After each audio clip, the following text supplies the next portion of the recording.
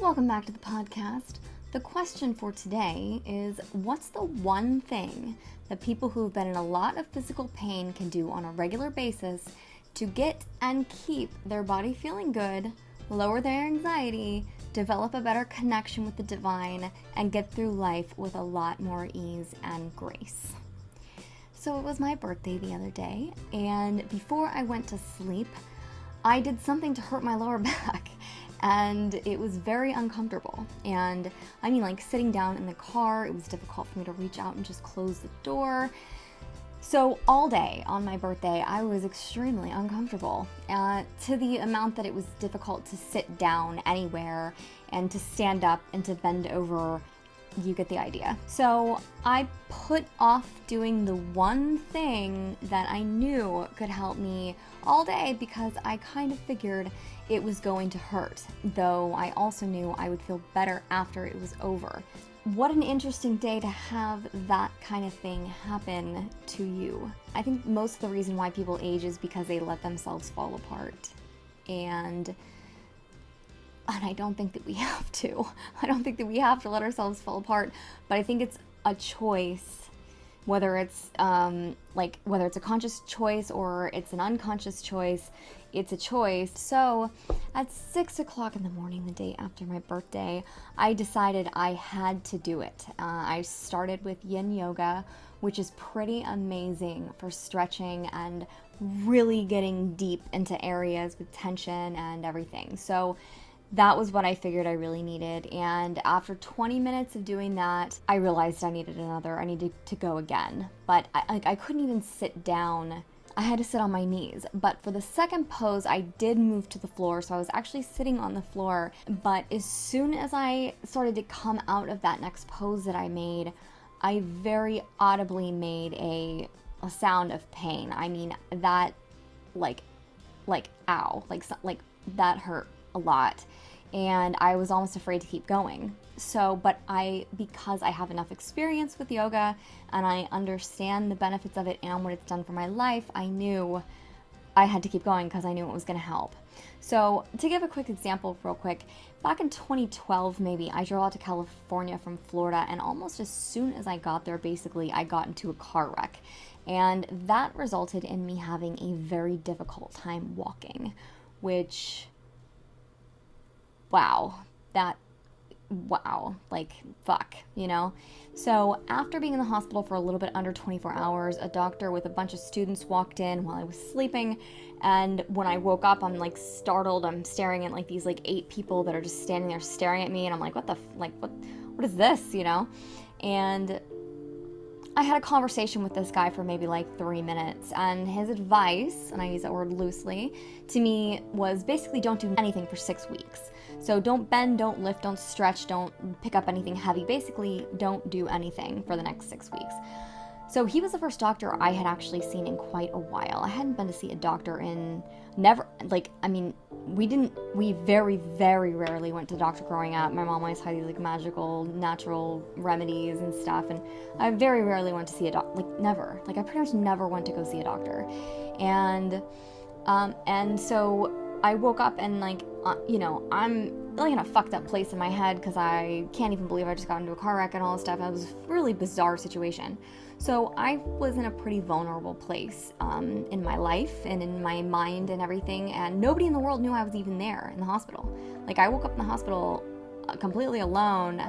I didn't have my phone, it wasn't on, and nobody knew I was there. So it was really weird, and I didn't live in California. So this doctor leaves, and for the next 3 weeks maybe, I didn't do anything. I listened to the man in the white coat with the clipboard because he had a white coat on and a clipboard. And after 3 weeks of doing nothing, getting into the worst shape of my, I feel like it was honestly of my entire life, I woke up one day, and every single day for those 3 weeks, I had woken up in pain, and to very varying different degrees of pain. And one morning when I woke up, my back was hurting again. I just had this like a realization, like that guy didn't give me any type of thoughtful or intuitive or helpful advice at all. I don't know why I even considered his advice, right? This guy doesn't fucking know anything about me. He doesn't know anything about my situation. I don't want to go there and say he doesn't know anything about real healing, but I woke up in the hospital with processed carrot cake. Like a fucking cake. Like cake. Carrot cake. With icing. Like bright orange icing. Clearly it's got a bunch of chemicals in it. And a little purple box of juice. Like, that's what I woke up to in the hospital, in San Diego, California. So probably like the nicest hospital, you know, maybe, I don't want to say maybe the nicest one in the country, but in San Diego, I'm willing to bet it's one of the nicest. And I was terrified. I was like, I'm not, like, just talking to myself, like, I'm not going to be hungry the whole time I'm here. Like, I had no idea how long I was going to be there. I didn't know what the fuck was going on, but I was like, I'm not going to be hungry the whole time I'm here. You know, because that's what I woke up to. Like, you don't, like, to heal somebody, like, why would you give them that?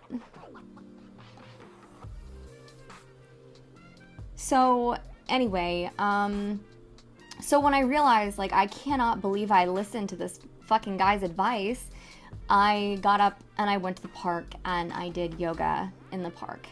And after that, I never woke up with pain again. Like, I kept doing it. I kept going back and doing yoga again. I was barefoot and did yoga outside, and, like, it was great. And I, you know, immediately could feel the relief in my body, and, oh my God, like, it was such a blessing. It was such a miracle, right? So I ended up doing a class, and then I redid the class because I knew I needed more. I knew I needed another one, because the first one I did was only 20 minutes long. And then after that, after my second class, 80 to 90% of my pain was gone. And today, 100% of my pain is gone. And it's funny how not funny at all, it's interesting though, how when you're hurting, you can rearrange the way that you do things, like your body, like I would bend down differently and stuff to get something low or whatever, and like that can fuck with all of you. And I noticed when I went into child's pose, oh my gosh, like I could just tell, because of, 24 hours of being in this fucked up situation, like I could tell, like I could, child's pose is like you're down on your knees and you have your head on the mat, and you're stretched out, your arms are stretched out, and I could feel all of my body, like the whole right side, because it was on my right side that something, felt twisted or hurt or whatever. So I could feel my whole body, like, and I had to consciously, like, hey, like, relax.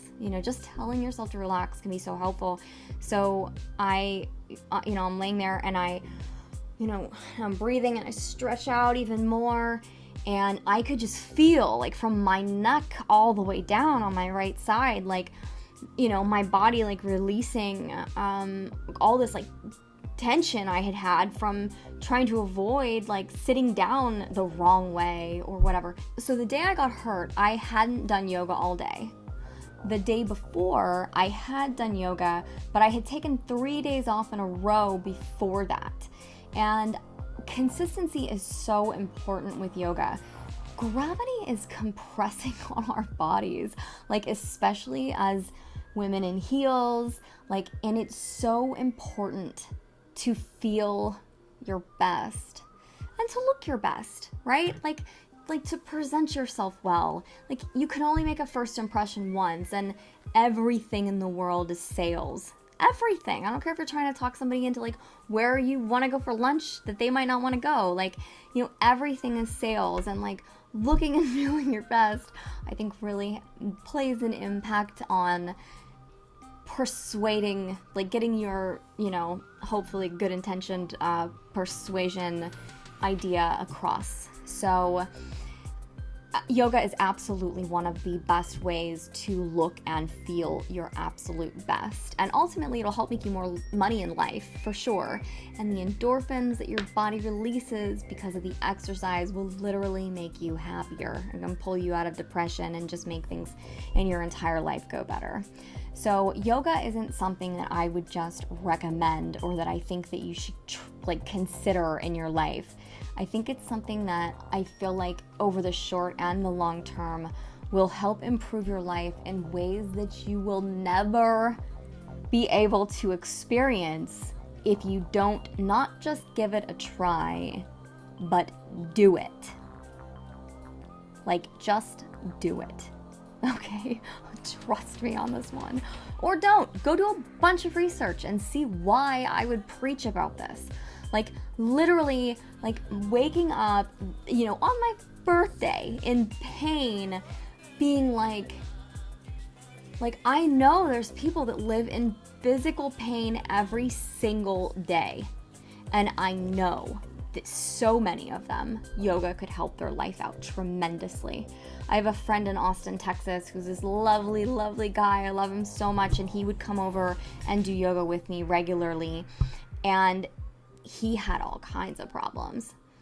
Like, he had all kinds of problems, and he he had gotten like 3 hip replacements, I think, and he was like 20 something. So, you know, hearing that was just devastating to me, and I would try to convince him to come over and do yoga with me like fairly regularly.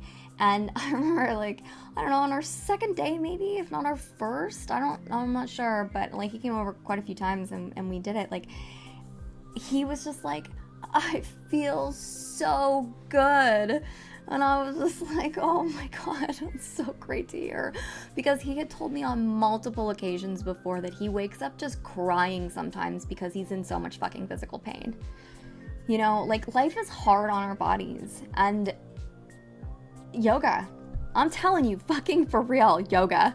Okay? Yoga. Don't try it. Do it. Do it. The first time I ever went and did it, my dad convinced me into it. I was like up for it, whatever, but I went and we went to the YMCA and did yoga there, and I hated it. You know, it was like fluorescent lighting, and I could hear weights being dropped in the other room. I just was not into it at all. And he asked, like, how what did you think? And I was like, yeah, that's not my thing. Like, you know, at the time I told him I almost fell asleep because it was boring also, I felt like.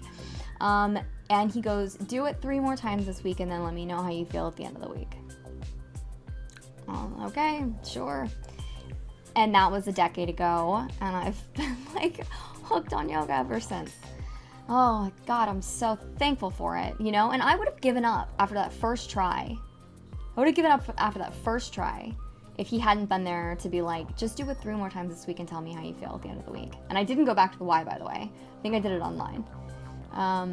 You know, like, your environment, the setting is very important. Your instructor is important. The fucking people in the class with you are important, which is a huge part of the reason why I like to do it just on my own at the house. Your space is important. Like, there's a lot of factors to it, but it's worth it. Okay, I promise you.